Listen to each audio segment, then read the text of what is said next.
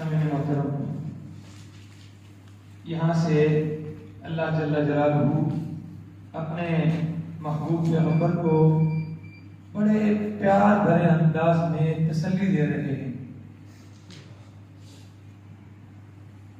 اللہ فرماتے ہیں میرے سونے پیغمبر، ہمیں معلوم ہے کہ ان کافروں کی باتیں آپ کو غمگین کرتی ہیں۔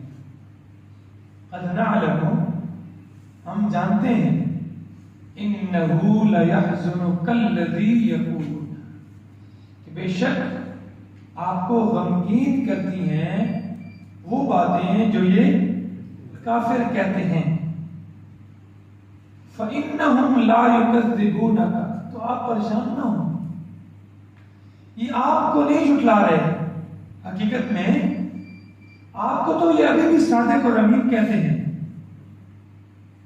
آپ کو دیکھو، نبوت ملنے سے پہلے بھی تو آپ کو کیا کہتے تھے؟ صادق اور امین کہتے تھے۔ تو آپ کے ساتھ ان کی کوئی دشمنی نہیں ہے، دشمنی نبی کی ذات کے ساتھ ہے، محمد صلی اللہ علیہ وسلم کی ذات کے ساتھ ان کو کوئی دشمنی نہیں ہے۔ دشمنی کس کے ساتھ ہے؟ اللہ کا وہ جو پیغام لے کر آئے ہیں نا، اس کے ساتھ اصل میں دشمنی ہے۔ ایک دفعہ اخنس بن شریک اور ابو جہل، یہ دونوں نے اکٹھے ہو گئے۔ تفسیر ابن کثیر میں علامہ ابن کثیر نے لکھا ہے دونوں اکٹھے ہو گئے۔ تو اخنس بن شریک ابو جہل کو کہتا ہے کہ تیرے اور میرے سوا اب یہاں کوئی تیسرا بندہ نہیں ہے، تو اللہ کو حاضر ناظر جان کر قسم دے کر کہ تو محمد کو کیسا پاتا ہے، وہ سچا ہے یا جھوٹا ہے؟ یہ نبوت ملنے کی بات ہے۔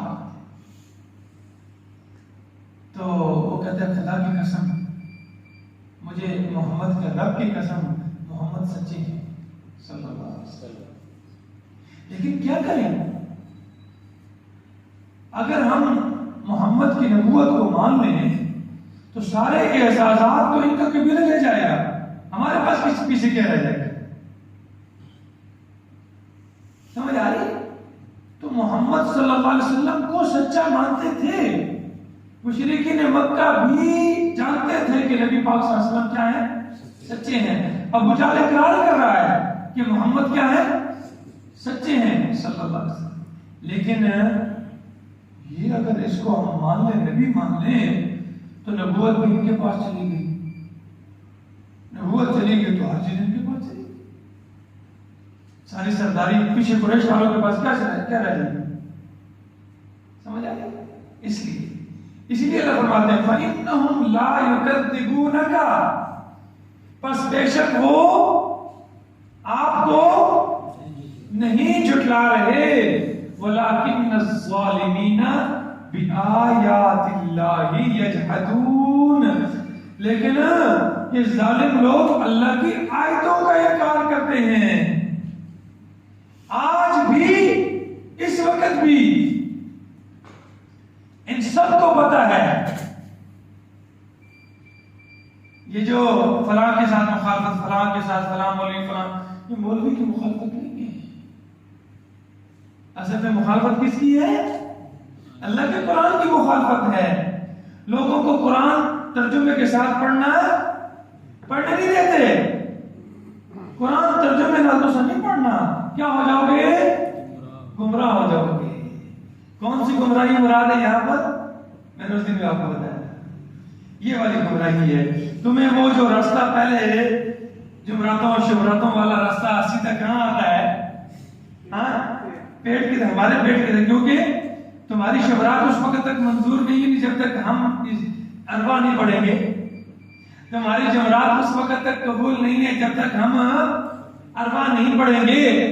تو اگر تمہیں قرآن کی والی اینک لگ گئی اور تمہیں پتہ چل جائے گا تو سارا کیے ڈھونگے، شعبہ بازی ہے، یہ سارا کیا ہے؟ جھوٹ ہے۔ اللہ کا قرآن تو میں پڑھوں، آپ پڑھیں، جو بھی پڑھے، ڈائریکٹ کہاں پہنچ جائے گا؟ جس کو میں نے پہنچانا ہے، باپ کو، ماں کو، بہن کو، بھائی کو، چچا کو، ماموں کو، تایا کو، دنیا کے کسی بھی انسان کو اس کا کا ثواب ایمان والے کو پہنچانا ہے تو ڈائریکٹ ملک ملک کا کام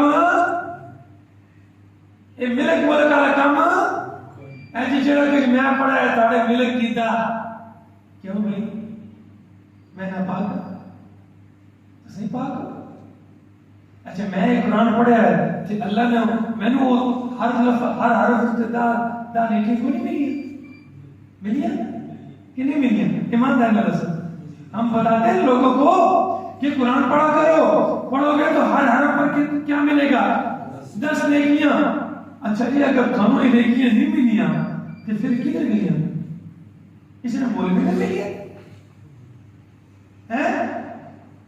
اچھا یہ نیکیاں ملک میں کی دی جاتی ہیں یہ نیکیاں کوئی کمیت ہے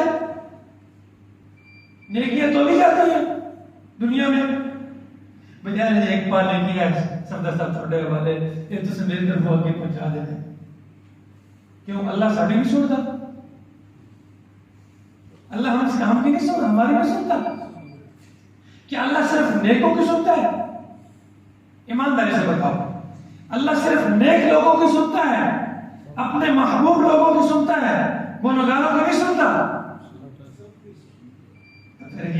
یہ تو اگر ہم کہیں کہ اللہ کی صرف اپنے نیک بندوں کی سنتا ہے اور گنہگاروں کی نہیں سنتا تو الیاذ باللہ ہم گویا یوں کہہ رہے ہیں کہ دنیا کا بادشاہ اور اللہ کی بادشاہ میں کوئی فرق نہیں رہتا دنیا کے بادشاہ بھی اپنے چہتوں کی سنتا ہے اور اجنبیوں کی پرانوں کی نہیں سنتا اور اللہ بھی اپنے محبوب بندوں کی سنتا ہے اور گنہگاروں کی نہیں سنتا تو پھر کیا فرق رہ گیا حالانکہ اللہ تو یہ فرماتے ہیں قُلْ يَا عِبَادِيَ الَّذِينَ أَسْرَفُوا عَلَىٰ أَنفُسِهِمْ اس آیت میں کس کو خطاب ہے گنہگاروں کو ہی خطاب نیک لوگوں کو خطاب نہیں فرمایا قل کہہ دے میرے پیغمبر آپ فرما دیجئے یا عبادی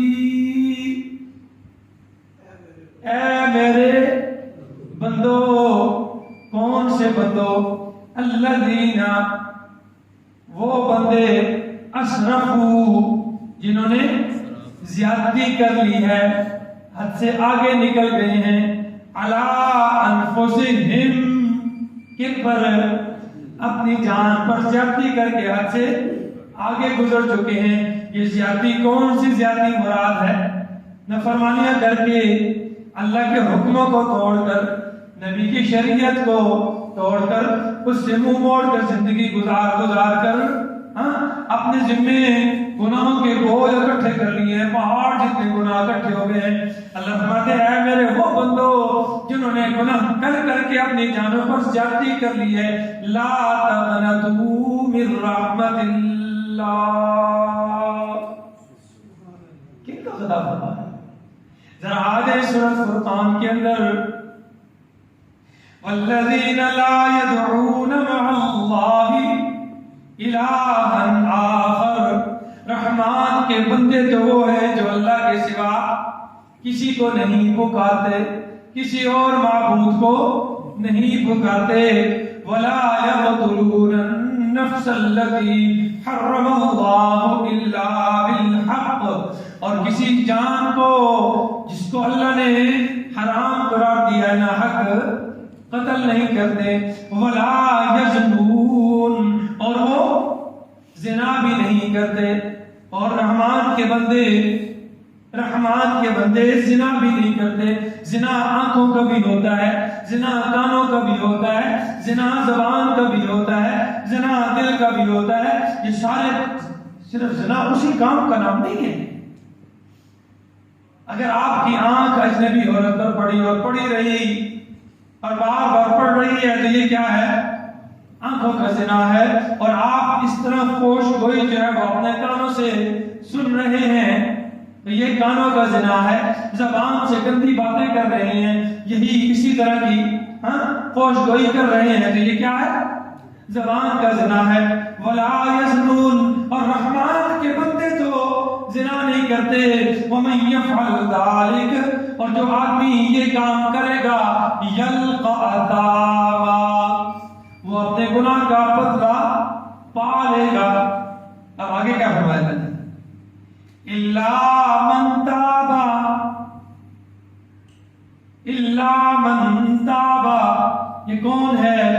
توبہ کرنے والا، نیک بندہ توبہ کرے، نیک بندہ توبہ کر رہا ہے، کون توبہ کرنے والا ہے؟